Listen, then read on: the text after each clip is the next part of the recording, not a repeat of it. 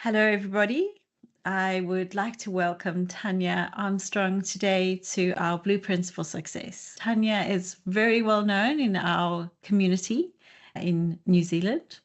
She is the CEO and co-founder of State 3, which is an enterprise architecture tool and many other things. I'm sure she'll tell you a little bit more than I can. So welcome, Tania. I'm really thrilled to have you join us today. Thanks, Deirdre. It's lovely to see you and great to catch up. Yeah. So tell me a little bit about you, Tania. So how did you get into this business? What was your passion? Tell me a bit about your background as well. So where you come from. I know you're a keen learner as well. So let's get started with that. Oh, thank you. Yeah, where did it all start? So I went off to university not knowing what I wanted to do and came out an occupational therapist, which is a bit unusual, and spent 18 months working in a field that I really wasn't suited to and went, oh my God, what am I going to do with my life? And because I love talking, I'm a bit of an extrovert and I love people, ended up working in sales and then eventually technical sales. So I spent a lot of time working in technology, but I was doing it adjacent to the actual selling part of it. And I did that here in New Zealand, in Australia, and in the UK, a little bit into Europe. Came into technology and identifying with technology that way, and found that while everybody else was interested in selling things for selling's sake, I was interested in the outcomes you could get from using a technology. If it doesn't work for you, don't use it. It makes kind of sense. Where's the business case to support the requirement for what you're trying to sell, or those kinds of things? And I learned a lot in that area. Started working out in market intelligence and moved into, when I came back to New Zealand, came into working more in land WANs and automobiles, working in that area, and then gravitated to working in software and learning all of the things that go with that. So after I finished that particular degree, I ended up coming back and doing an organisational technology management degree, which is, I've got 2 papers left, I'm so close. I've been just chipping away at it. And I guess I've got a real love of governance. So technology, governance, and data is where I gravitate to. And so have ended up, I think, educationally coming more into the data space and the governance space because I've got a real interest in that area. And let's be really honest, it's not that sexy, but it is really needed. So that's where my life has led. I started State 3 5 years ago with Basil Walder, my business partner, and the reason we did that was to fix a gap actually between business outcomes and the technology that people use to do their jobs, which is all about the business architecture, the enterprise architecture, the analysis of how businesses work together, the process, people, process, data, tech. We end up in that space, and so I've been there very much for 5 years. So love what we do, and the outcomes are really tangible, although nothing that we do is easy, unfortunately. I haven't moved into a sexier field of tech. It's still some of the basic stuff, but that's where we get the biggest outcomes. So I love what we do. I still love what we do. Yeah. And I have seen State 3's tool. It's beautiful. Thank you. So congratulations, team. I know that takes a lot of work. So if you had to describe to somebody in your own words, what is important about the role in enterprise architecture or business architecture or analysis, why does it matter today? And what do you see changing in the future? So why do we use these tools? Why do we need them? What do you see happening? So I think one thing that technology in general has been really good at doing is creating frameworks and different understandings of how a business or an organisation functions. I think we've done really well in that area. But what happened and what worked 20 years ago is not working now. And so we've got some of the things that I see. So I spend a lot of time, like I said, in data, technology. I consult a lot. And I guess one of the things that I see most is the fact that we've got massively underperforming teams with low people, like not enough people usually in the team, possibly not well-defined roles, sometimes poor culture, sometimes not, but the outcomes are a lot of frustration because there's a lot of duplication of effort. And I think the other thing about being a business architect or an enterprise architect is that you're using the outcomes of other people's roles. finding the information you need to do your job can often be 80%, 90% of the job. But it's not just them, it's also for the business intelligence guys, it's also for the project managers, it's also for anyone working in the organisation. There's a lot of time and energy wasted on trying to find the right information.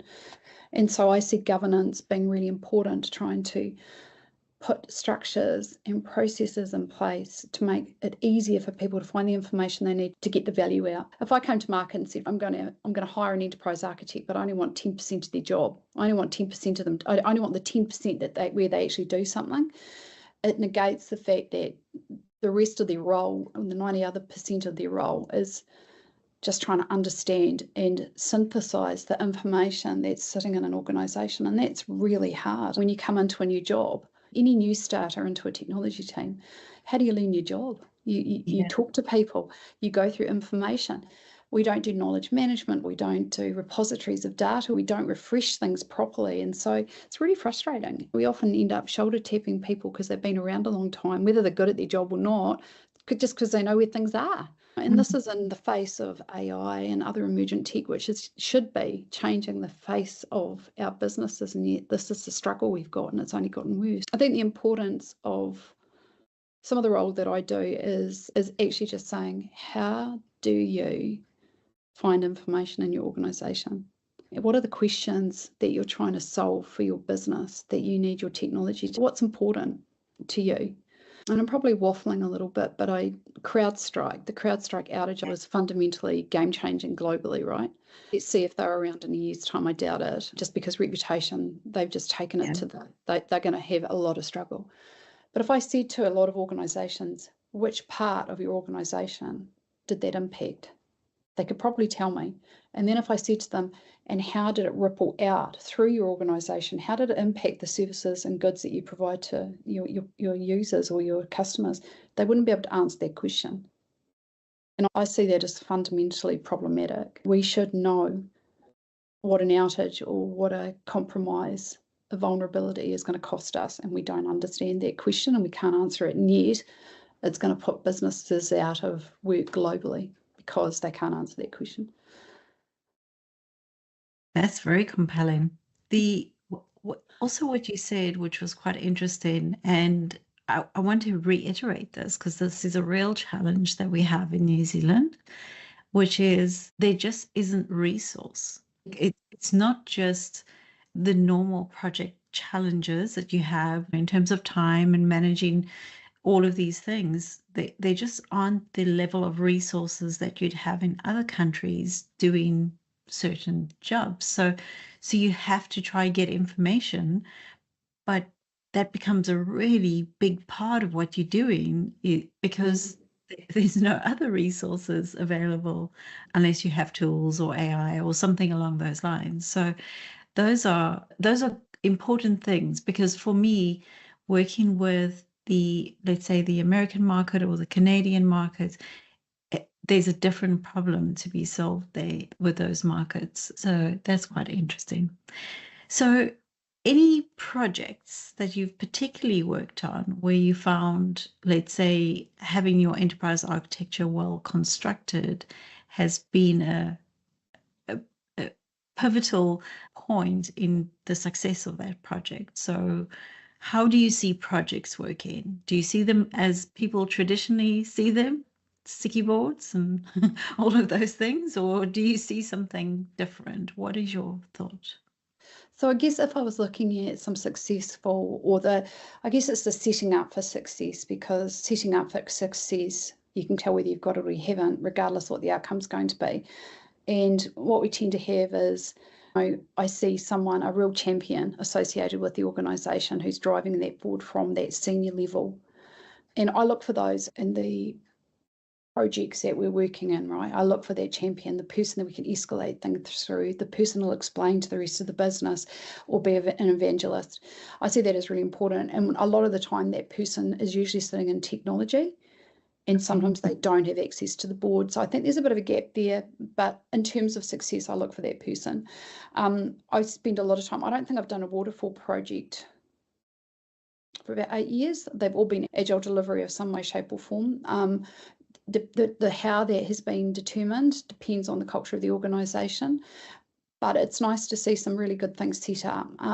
I think for me, when I'm looking at success outcomes for putting it, so we implement our product and our product goes in, we often do a proof of value just to make sure people understand what they're getting and work them through some of the progress of what a wider implementation would look like.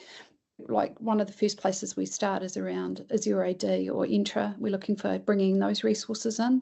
And a lot of the time, even just people data is not quite right. So we spend a lot of time doing remediation as we deliver. So we've got to build that into any project that we do. So organisations where we have those central gurus, the people that are the subject matter experts involved and championing on the inside, that's really important. Having that champion at the board or the senior exec level is important, especially for really significant business projects.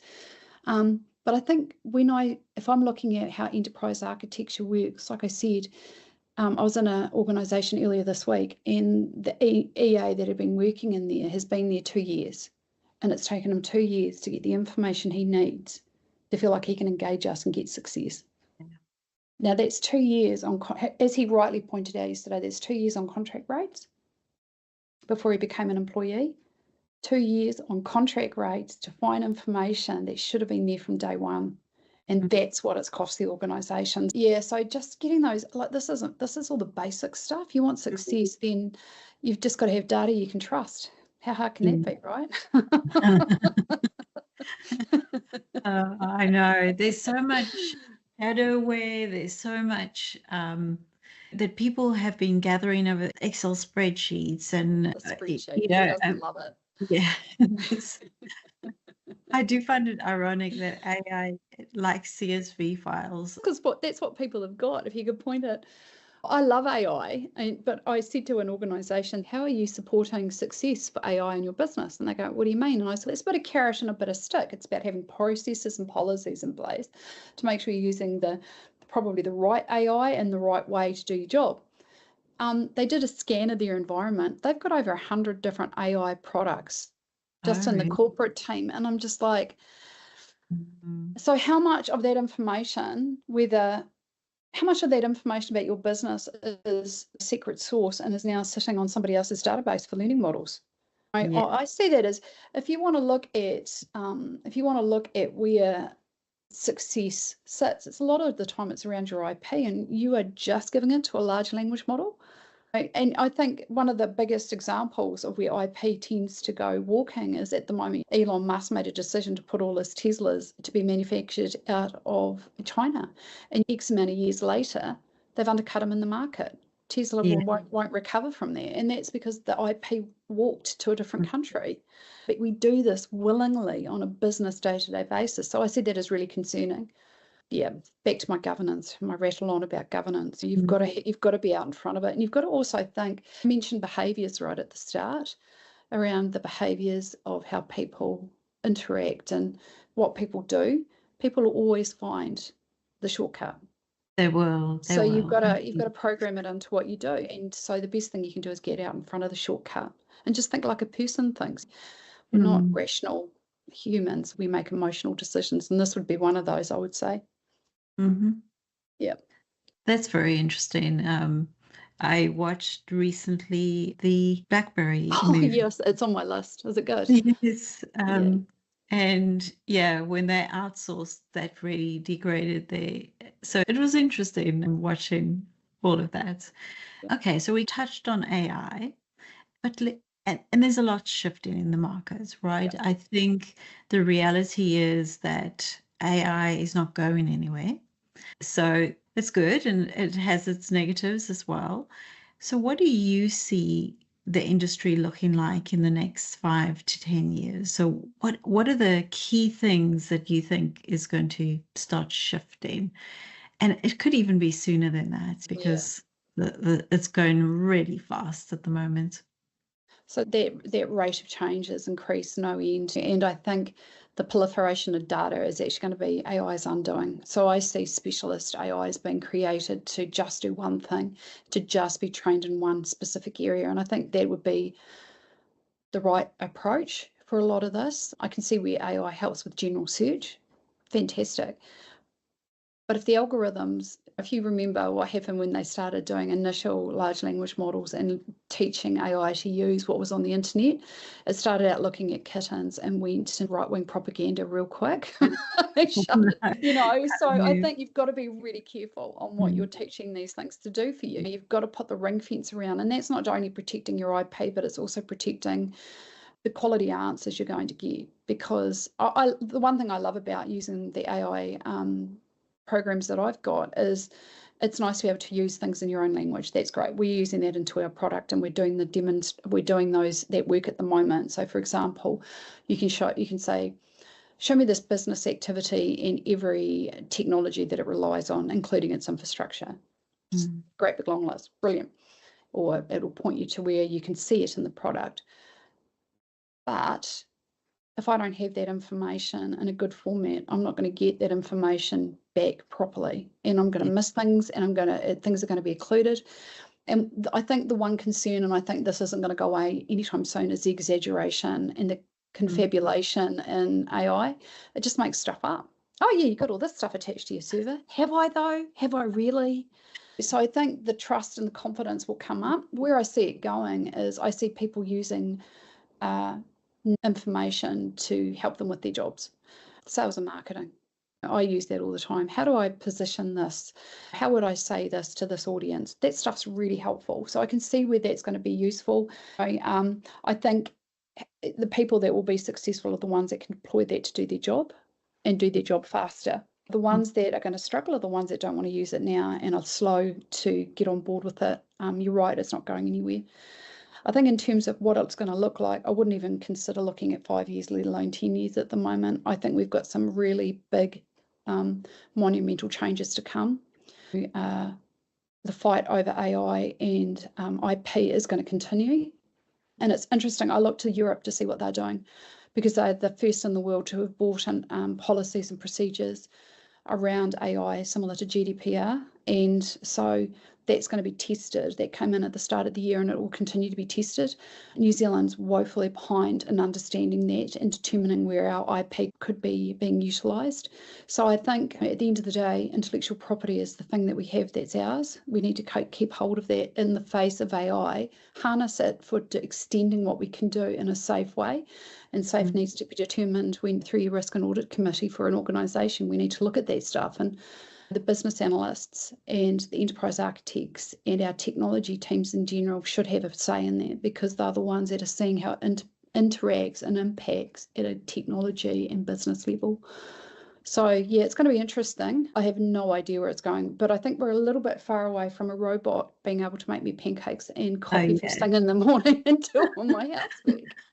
I must be honest, it would be great to have a bot that does my laundry and the mopping and cleaning. But yeah, I don't see it at that level, and certainly not at the price I'd be willing to pay.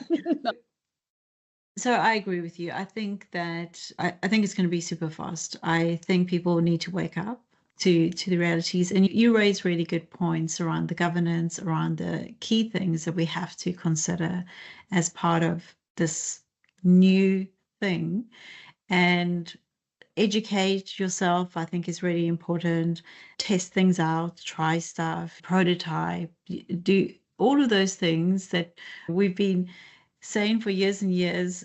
Now's the time to do it before big decisions. Before you need it. Yeah. Yes. Yeah.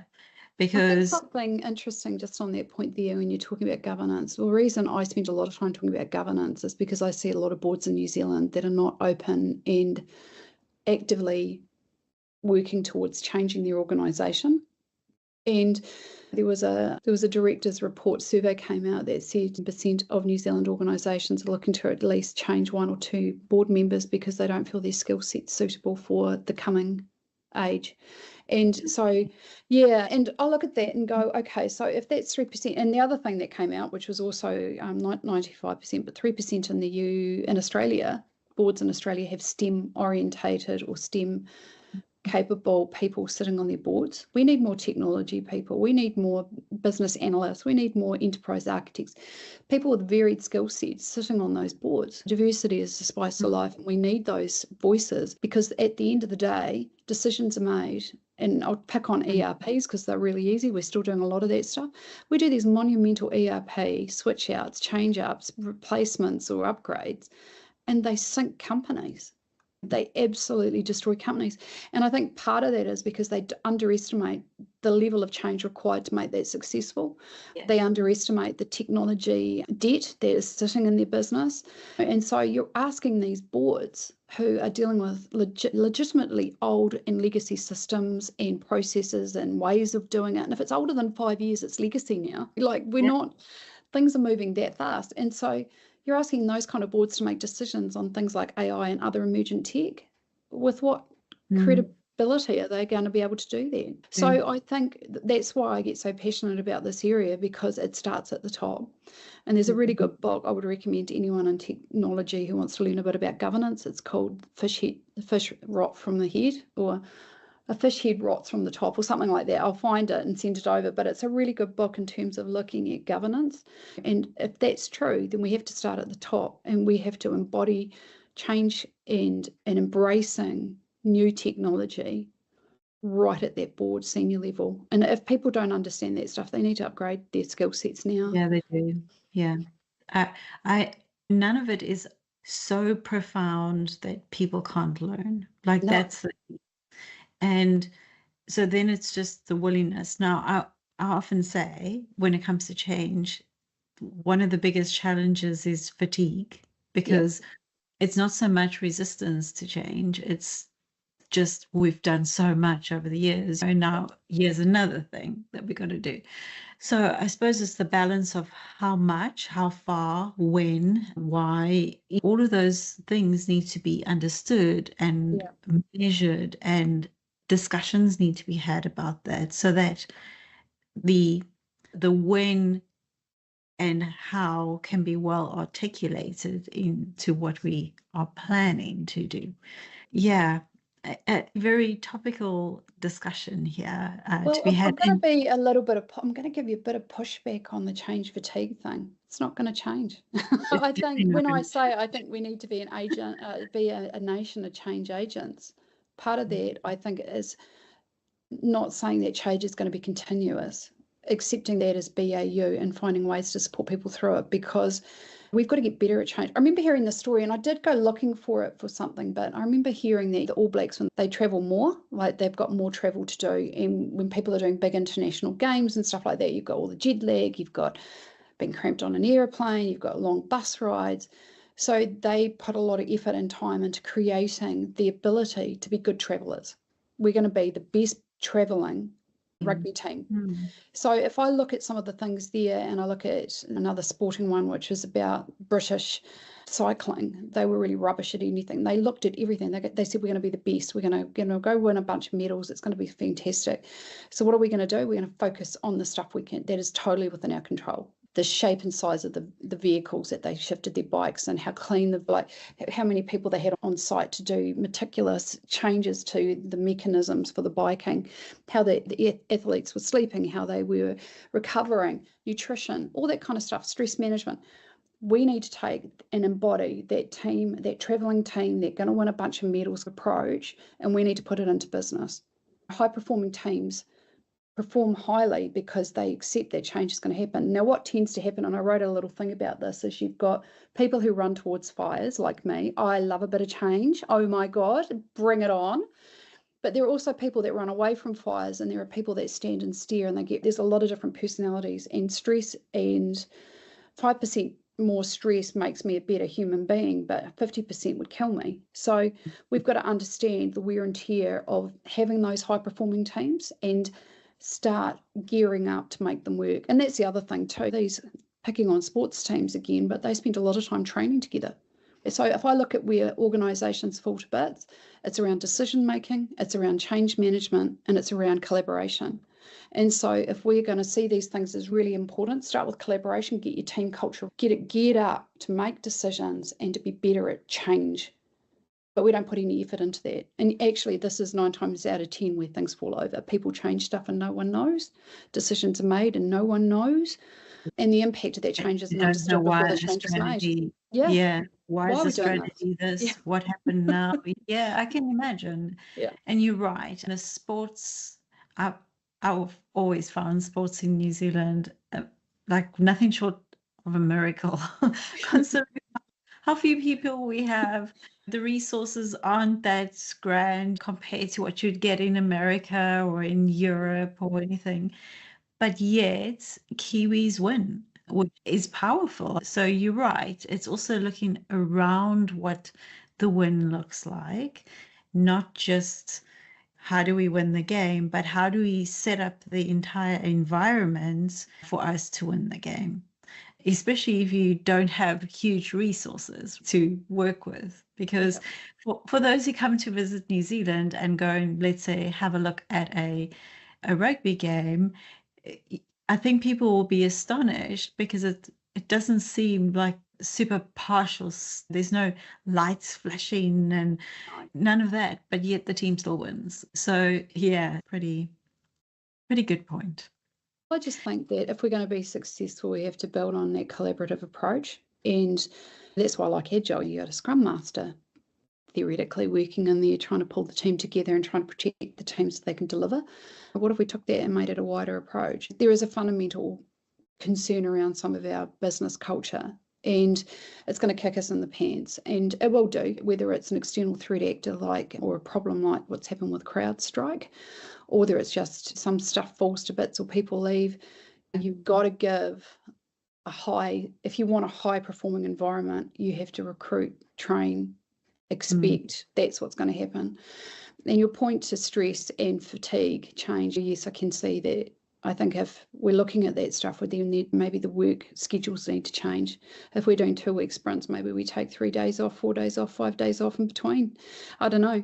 But the changes in AI and the changes that technology is going to bring us is going to speed those questions and those decisions around how we do our work. It's going to make it way more on the table for discussion. Just the shutdowns over COVID did. Most people work in remote or hybrid now. I still don't know anyone who does 100% in an office. Yeah, we've got some big changes coming. It can be done. It can be done. I think that's the measure.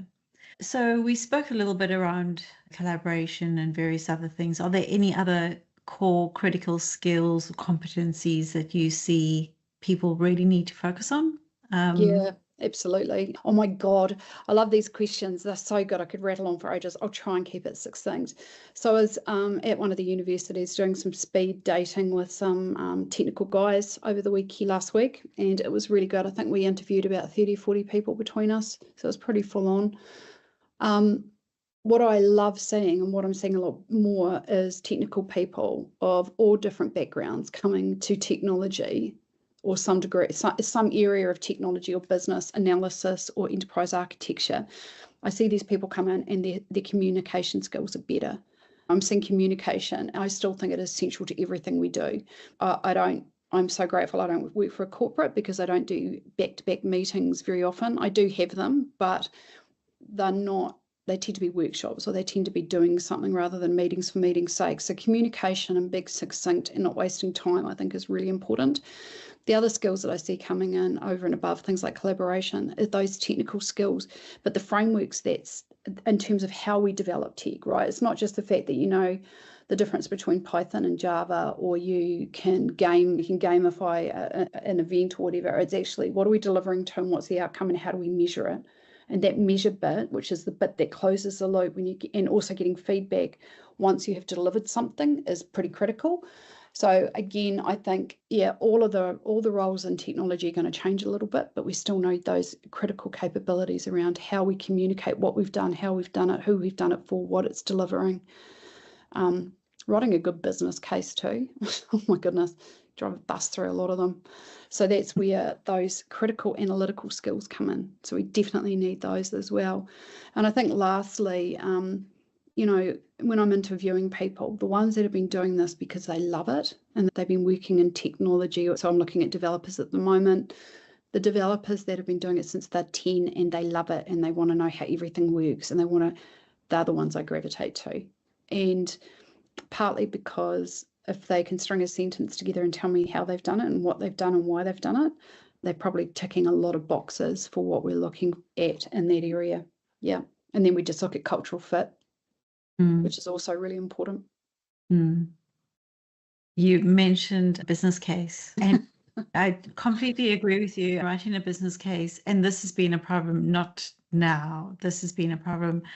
I remember my grandfather saying, everyone needs to go on business case writing. And that was my grandfather many years ago, because he said, you need to put it all together and you need to say it's very much. So kudos for bringing that up, because I'd completely forgotten about that. But you're absolutely right. That is, especially if you're working on change, there has to be a good case for it. There has to be however you demonstrate it these days, it doesn't necessarily have to be a big document, but putting it all the pieces together to cohesively share that message is really important. Okay, those who are watching you now, Tania, and saying, I really want to be like she is. So those going into the workplace, what advice would you give them? If you're working in technology and your background is doing a computer science degree or some kind of technology training, please learn some business skills to go with it. Please learn how to write a business case. Please focus on communication and the skill set for around presenting that information back to the business. You have to close the circle on that one. It's got to be really important. For those that have been working in technology for a long time or working in the BA or the PM roles or any kind of managerial role, I would wholeheartedly recommend they go and get an Institute of Director training on managerial training and governance. Not just for now, right? So don't think of this as I'm going to go in and do governance-y stuff in my business today. You probably will do. There will be things you probably will want to change after being associated and focusing on that, but it's the long-term stuff, right? So if algorithms are not great towards making decisions regarding women and minorities, we need women and minorities understanding governance to go sit on those boards so that they can help make decisions to change the outcomes for their like. And I feel really strongly about that. Like data-driven decision making is still here, but we need to govern the approach that is taken to make those decisions. And if you are someone who has been on the back end of some of that stuff, then you are the best person to articulate why we need to change what we do. So I think governance stuff is really good in every part of the organisation, but I would really like to see more women, more technology-focused people coming into that higher level strategic governance functions. I want to see more people in there. Bless you. I don't think we need another lawyer or accountant making decisions about the technology the business should use going forward. I just don't think they're in the best position to look at it. And it takes all types, and it does sound really, I'm sitting here listening to myself going, every lawyer and accountant's going to be hunting me down. But I guess my point is we need that diversity, right? We need that diverse thought. And at the moment, we have proliferation of people with those backgrounds. We need new backgrounds coming in. And the other thing I'd also say is if you do want to do something which is slightly outside your capability, pick up philosophy. A lot of the decisions we make, philosophical decisions at the moment about how best we serve our customers or how best we serve our patients or constituents. And I think we need to understand a little bit of history in that area and start looking to the arts a little bit more, because these decisions and these discussions have been going on for centuries. There's a lot to learn there. Yeah. So that's just a personal push from me in the area. I would agree with that, because I did that as a major, but it links to this sense of knowledge and language and power and all of those discussions which we have every day at work. And yes, it goes all the way back. So I agree, it's not just around the mechanism of how things work, but why do they work that way? Yeah. What's the driver behind certain Yeah, things? be curious. Go ask Yeah. those questions. Yeah. And to be honest, that's one of the reasons I love business analysts and architects, because the people that I found who gravitate into that area are like, but why do we do it that way? Have we always done it this way? What's the reasoning behind that? Could we change it? Have we tried changing it? And you just, these are all great questions. Ask those questions. Yeah. And if the answer isn't satisfactory, then there might be a really good reason for it. But otherwise, I don't think we need to think differently. Think differently. Yeah. Mm. Last question for you, Tania. If you could go back in time and give young Tania some advice, slightly younger, some advice, what would it be?